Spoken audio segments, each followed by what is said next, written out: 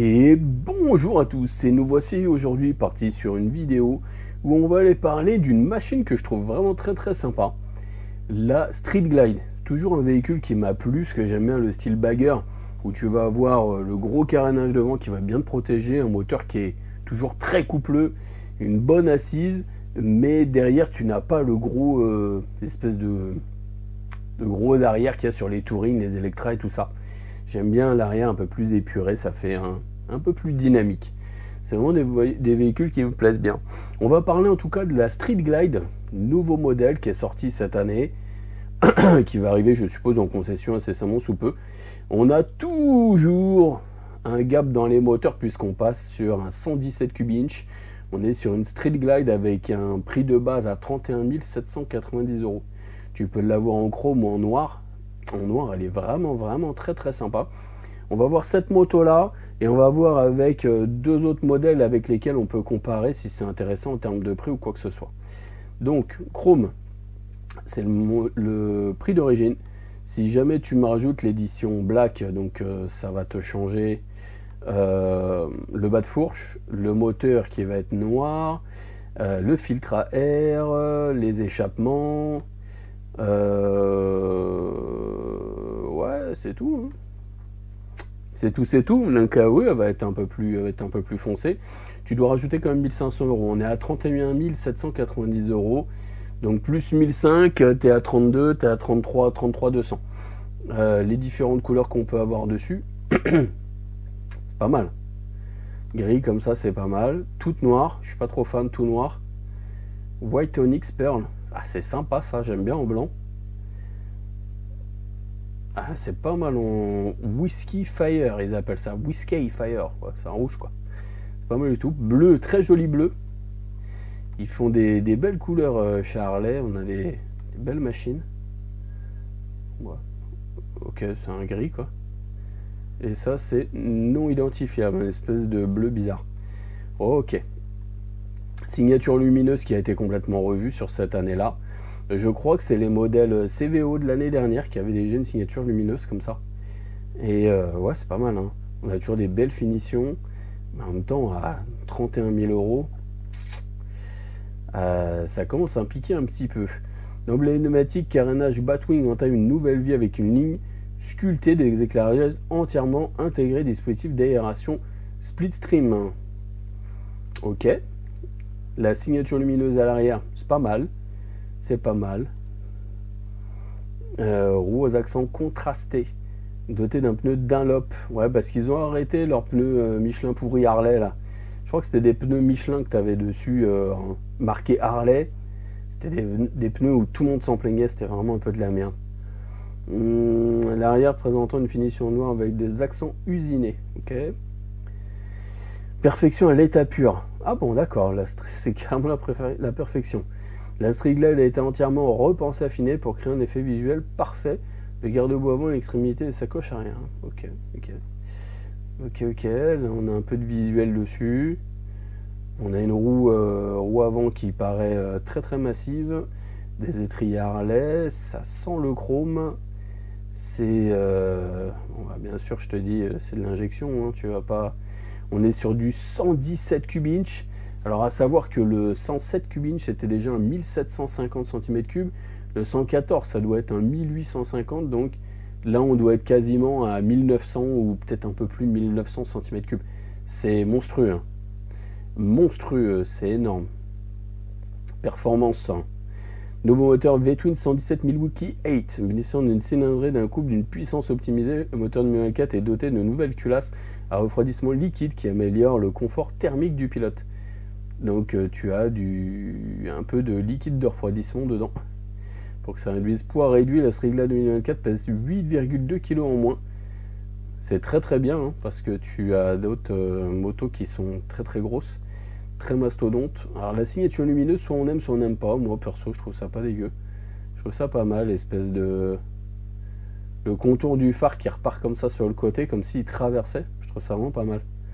C'est vraiment des bonnes routières ça. Hein. En tant que conducteur, après en passager, ben forcément tu dois te tenir parce que t'as pas l'arrière comme sur les Road Glide et Electra Glide.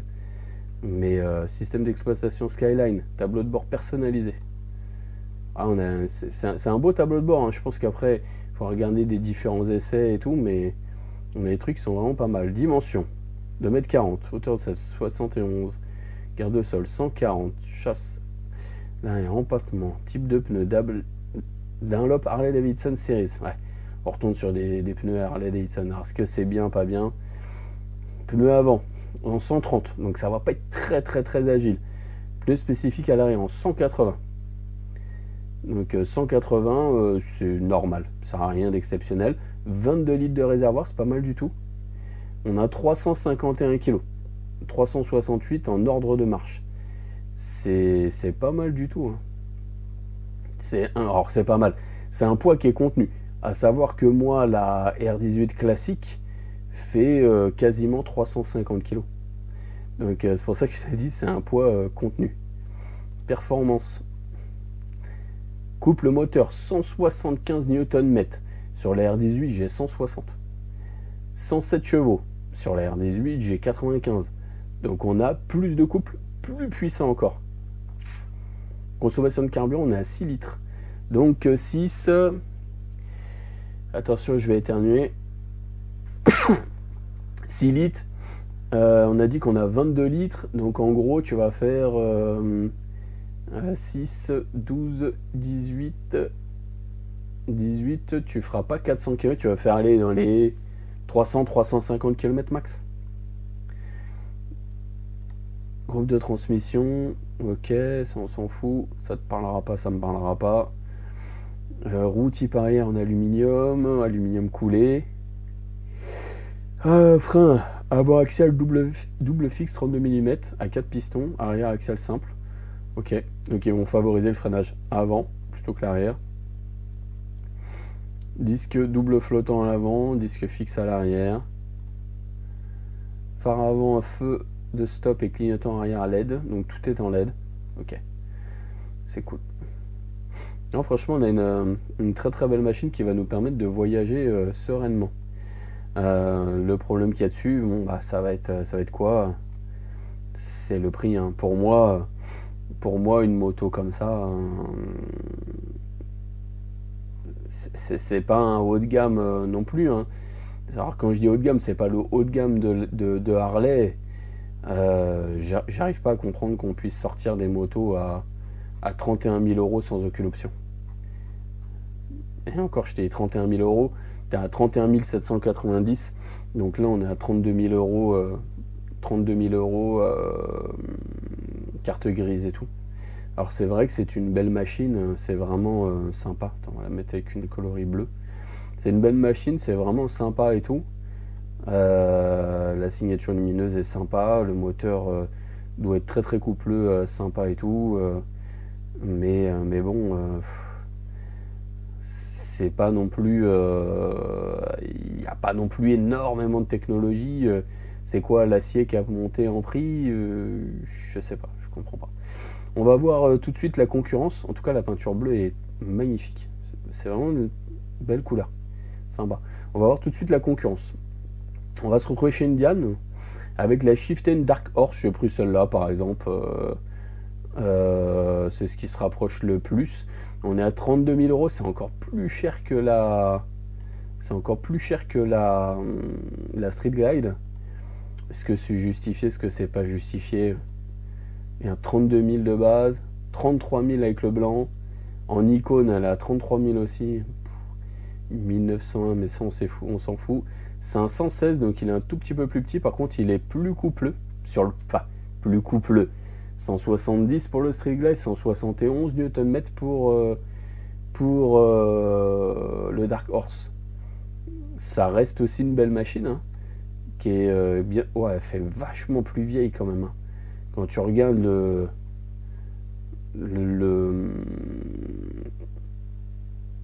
poste de pilotage, je trouvais pas mon mot. Quand tu regardes le poste de pilotage, ça fait super vieux, hein. Tout moulé comme ça et tout, c'est pas très esthétique. N'hésite pas à me dire en commentaire toi ce que t'en penses, hein, ce que tu préfères comme moto. Si t'es plus Indian, Harley, mais là, plus cher. Quand je vois ça, plus cher. plus cher pour une finition qui me paraît tout de suite plus vieillotte. Ouais, regarde, c'est pas beau. Ouais, c'est vraiment pas beau. Les rétros sont directement sur le carénage avec la Harley. Là, tu vois, ils sont sur le guidon. Pourquoi pas? Il y en a qui vont préférer comme ça. Hein. Ouais, je pense que Indian ont un vrai problème en fait avec leur modèle où ils les renouvellent pas. Il n'y a pas de renouvellement. Ils restent avec les machines qu'ils ont fait il y a des années et ça change pas en fait. C'est un vrai délire. Donc là, un gros point pour Harley. Tu vois, je l'aurais pas dit. Mais entre Indian et Harley, regarde, ça fait vieux quoi. Ça fait vieillot, c'est pas beau. Sinon, dans l'ensemble, la machine est pas mal. Hein. La couleur est un peu particulière. On a même un réservoir qui est plus petit. Et ça, toi-même, bah voilà, si tu sais, si tu veux rouler et tout, 2 litres en moins, ouais, peut-être pas 2 litres en moins. On va dire, allez, quasiment 1,5 litre, 1,5 litre en moins. Bah, mine de rien, c'est plutôt important. 171 Nm, donc il est censé être un peu plus coupleux. Ah, tac, tac, tac, tac, châssis. Par contre, dessus, tu auras des Metzeler Crustec. C'est mieux que tes Dunlop Harley pourri là. Donc là, Metzeler Crustec 130 devant, 180 derrière. C'est la même chose, mais avec des flancs qui sont un peu plus épais. Donc ouais, après... Par contre, j'aime bien, tu vois, la conduite un peu plus haute comme ça, là, ça me plaît bien. Ça me plaît, j'avoue. Ça reste une belle machine, hein. Ça reste une belle machine. Après, t'en as d'autres encore. Ouais. Après, les autres ne sont pas du tout encore dans les mêmes styles. Ça va être une autre chose. Donc, on a 28. On a le poids à 373 kg. Donc, on est un peu plus lourd que 4 kg de plus que la Harley. Bon, voilà, c'est pas méchant. Hein. Écran tactile de 7 pouces. Quand tu regardes sur la Harley, l'écran, il est colossal. Il est où l'écran? L'écran, voilà, rien à voir, tout est digital. Là t'es vraiment dans un truc où c'est vraiment en mode futur quoi, rien à voir. Et pourtant je suis pas plus fan d'Harley que ça quoi, tu vois, c'est pas. Et voilà, donc on va passer sur la dernière concurrente. Ça va pas plaire à beaucoup de personnes. Est-ce que c'est vraiment une concurrente? Bah, gros moteur, cruiser, voilà. Donc la R18B, 28 190 €. Concrètement, pourquoi elle est à 28 000? Pourquoi elle a 3 000 balles de moins? Parce que c'est pas une Harley. Parce que c'est pas une américaine, c'est une allemande. Dodge Qualitad. Donc on se retrouve avec une moto R18B toute d'origine qui est à 28 190 €. Alors si le poids de l'acier est un coût, elle devrait coûter encore plus cher que les autres puisque elle est très très lourde celle-ci. Mais on se retrouve avec une machine. Regarde-moi le bleu qui a. Ouais, j'ai un problème avec le bleu. Je trouve ça très très stylé. Putain, les couleurs ils sont incroyables. Le design, vraiment, voilà, toute noire comme ça. Le design, je trouve qu'il est très très bien réussi. Puisqu'on a vraiment un arrière qui est vachement plus fin, profilé. Je trouve ça très très très esthétique. Et alors en bleu, wow. Typé d'un bagger, réservoir de 24 litres mon ami. 24 litres, donc là, petit point en plus pour la BM parce que 22 litres pour la Street Glide, 20 litres pour la Dark Horse, et là on a 24 litres pour notre bagger de chez BM, le R18. Avec le gros big block Big Boxer, 1802 cm3. Ah, c'est pas mal du tout, tu vois. Tu as les écrans, donc tu as tes compteurs qui font un peu à l'ancienne, avec tes compteurs, avec tes aiguilles et tout. Et derrière, tu as un énorme écran LCD qui te plonge un peu plus dans le monde actuel, quoi. Ça fait pas vieillot. Je pense que là, tu vois, si je dois choisir sur les trois, le compteur qui me plaît le plus, c'est comme celui de la Harley. J'aime bien le concept, ça fasse vraiment un gros truc, gros écran. Après, est-ce que en termes de fiabilité, l'écran, je sais pas du tout ce que ça peut donner. Mais l'écran me plaît bien sur la Harley. Maintenant, je trouve ça marrant, ce gros écran comme ça avec le cockpit. Est-ce qu'il y a un vrai intérêt à part afficher le gros boxeur? Je sais pas du tout. Enceinte Marshall, ça c'est pas mal. Décoré le moteur, 1802 cm3. On a 91 chevaux, tu vois, je te disais 95, mais non, on a 91. Ah, tu vois, je te disais, son couple est toujours supérieur à 150 Nm. Alors, j'avais vu 160 Nm. Bon, ok, si tu mets 150, ok, autant pour moi. Réservoir, donc 24 litres. Nombre de couple 158 Nm. Tu vois, je t'avais dit 160. Donc, on a un couple qui est inférieur aux deux autres. Donc, ça va tracter un petit peu moins. Est-ce que tu vas vraiment le sentir? Je sais pas du tout. Franchement, je sais pas. Et elle est éligible à 2. Marrant quand même. C'est marrant. Mais elle a un défaut. Elle a un défaut. Hein. Tu mets les trois l'une à côté de l'autre. Les gens vont te dire, ah ouais, c'est des Harley. Non. T'as une Harley, t'as une Indian et t'as une BM. Et les gens vont plus partir, dès qu'ils vont savoir ça, ils vont plus partir sur la Harley. Parce que quand tu veux un cruiser, quand tu veux un gros custom, en général, tu pars sur quoi? Tu pars sur, bim, une Harley Davidson. Pourtant, elle est bien moins chère. Elle est bien moins chère. Donc moi, si je devais parler juste esthétique, on va remonter sur toc. Les couleurs. Ouais, c'est pas très beau comme ça. Alors, on va la prendre en blanc. Si je dois parler juste esthétique, celle-ci est vraiment sympa. J'aime beaucoup, mais mon cœur balance plus pour celle-ci. Je trouve que le profil est mieux dessiné. Ça me paraît plus... Je préfère le côté un peu plus allongé. Maintenant, si on doit parler en termes de performance, sur le papier, hein, la Harley Davidson prendrait un point. Si je dois parler en termes de réservoir, de consommation de carburant, alors consommation, je n'ai pas envie de te dire de bêtises. Moi, avec ma R18, je suis à 5 litres en gros.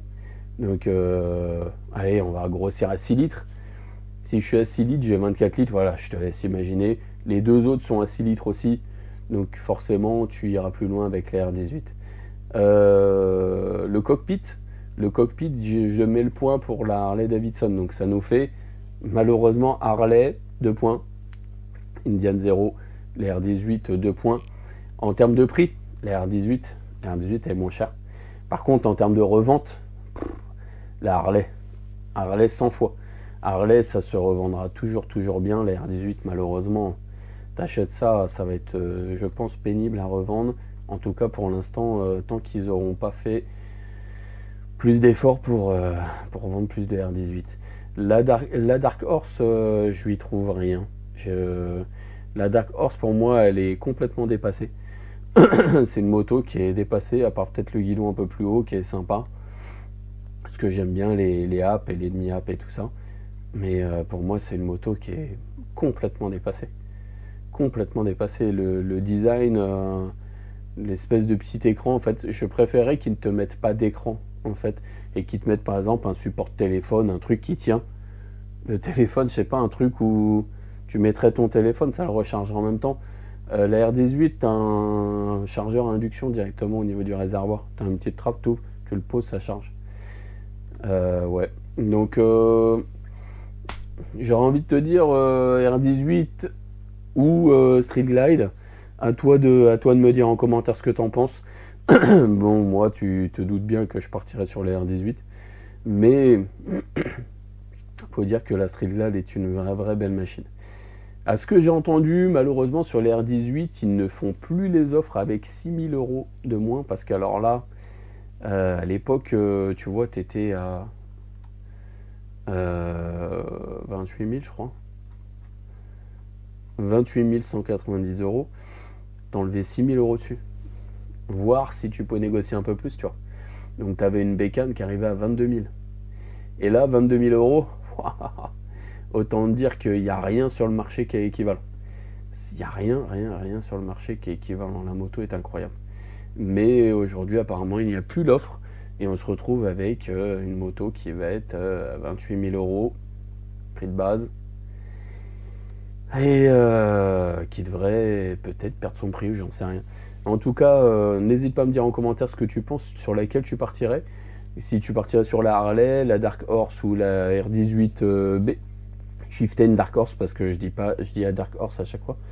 N'hésite pas à me dire en commentaire ce que tu en penses.